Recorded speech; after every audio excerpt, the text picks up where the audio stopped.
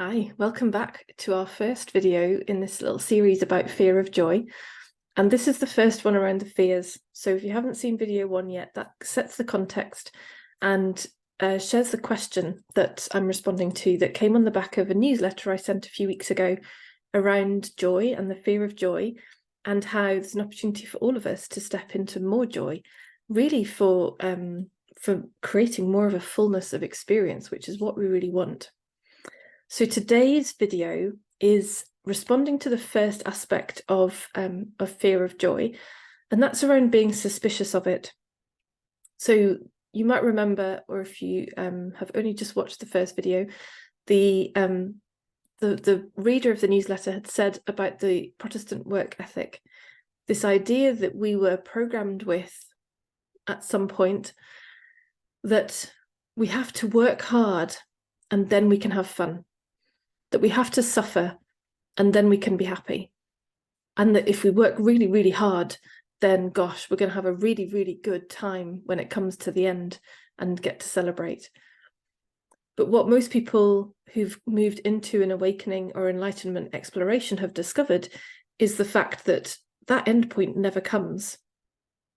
There is never that finish line. There is nobody with a chart marking off what you've done to ultimately be able to say, oh, good job, you did it all. Yeah, great, you deserve your fun now. So we're all waiting for this person that doesn't exist to somehow tell us we've done enough now and that we can stop, and that, oh, now's the time we're allowed to have fun, which is kind of what we got at school, isn't it?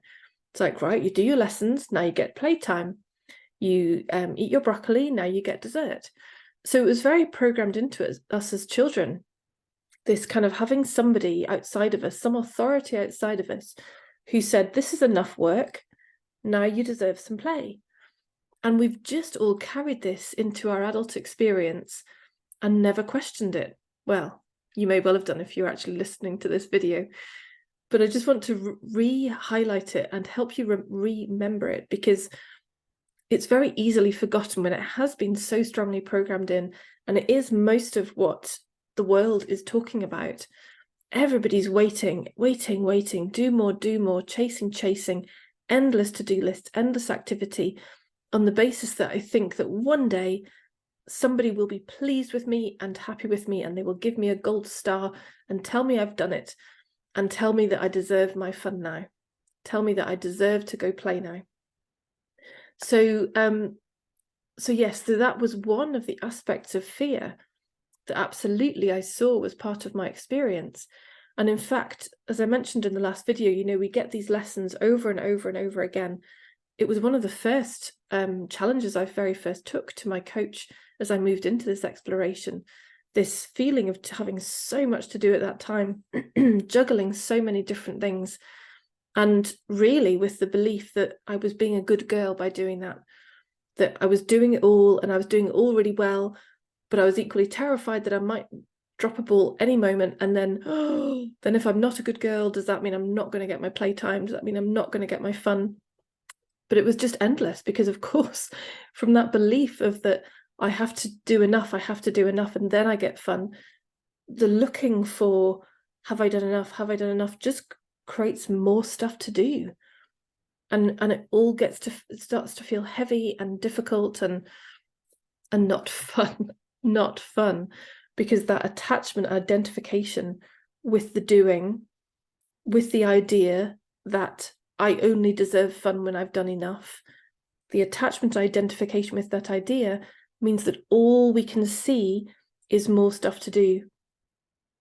Because if that egoic mind says you must do enough, then you get to have fun, and if you haven't done enough, you'll be in trouble, then it keeps looking. Is there enough? Is there enough being done? Do I need to do more? What if I haven't done enough and somebody gets me in trouble? I best do a bit more, I best do a bit more, I best do a bit more. And so that viewfinder is just looking for more to do in order to hopefully someday get to have enjoyment, get to have fun. So yeah, so there was absolutely that experience in my early days of this exploration. And then what I've noticed is that how that storyline just got transitioned into the enlightenment process. So rather than, have I done enough work for my proper job in order to get rewarded and praised and have fun, it had now become, have I cleared enough psychological conditioning in order to have fun? Have I cleared the ego enough in order to have fun? Have I disidentified from enough whirlpools in order to have fun?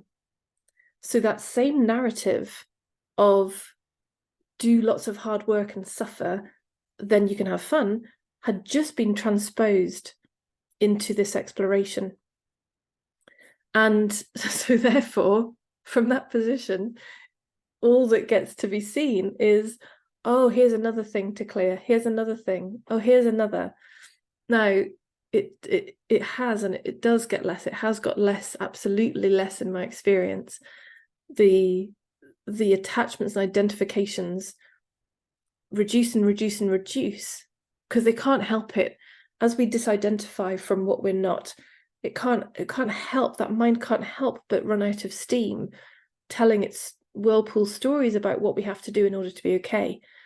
Because the more we know we are fundamentally okay, those whirlpools haven't got a leg to stand on. They just dissipate.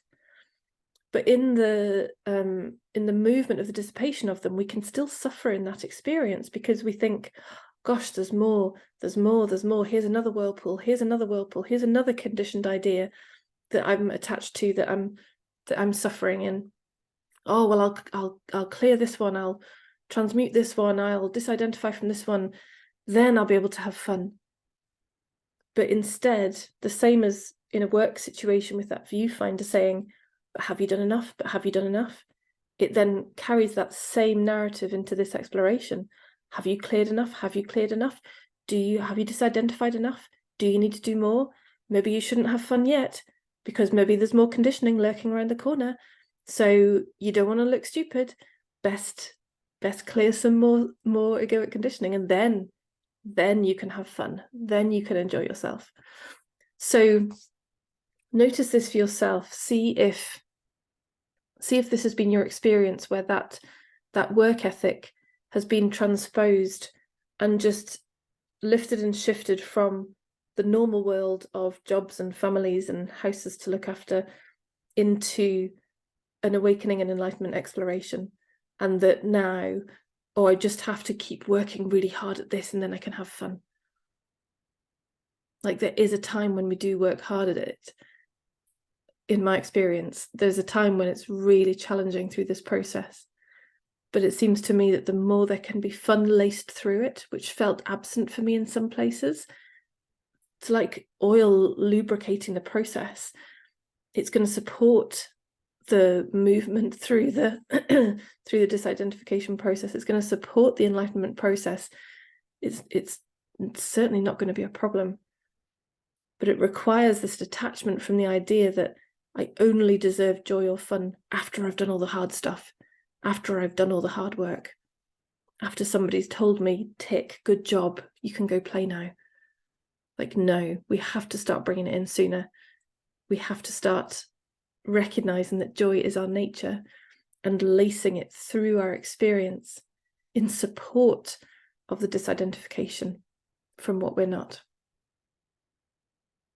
So I hope this has been helpful and helped prompt recognitions for you in your experience, and perhaps where this work ethic is continuing to play, continuing to put joy and happiness and fun at some point in the future. Always just out of reach, rather than bring it here, where it only and always is already. Be that joy first, and then let's see what wants to be disidentified from. I look forward to hearing from you. Lots of love.